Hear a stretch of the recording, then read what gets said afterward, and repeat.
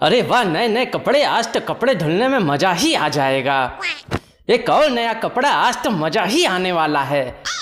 एक और कपड़ा, कोई बात नहीं, नए कपड़े हैं, एक और धुल देंगे। अरे यार, हमको क्या धोबी घाट समझ रखे हो जो कपड़ा ठूंसते चले जा रहे हो? नटाई तक कपड़ा ठूंस दो, फिर कहते फिरोगे कि मशीन अच्छी नहीं है, सही से कपड़े नहीं साफ करती। तुम्हारे जैसे लोगों को बैठा के तुम्हारा ही मनपसंद खाना तुम्हारे ही मुंह में तब तक ठूंसना चाहिए जब तक कि तुम्हारे पेट की मशीन न खराब हो जाए। तब तुम लोगों को समझ में आएगा ज्यादा कपड़े ठूंसने से वॉशिंग मशीन भी खराब हो जाती है। पगलेट कहीं के।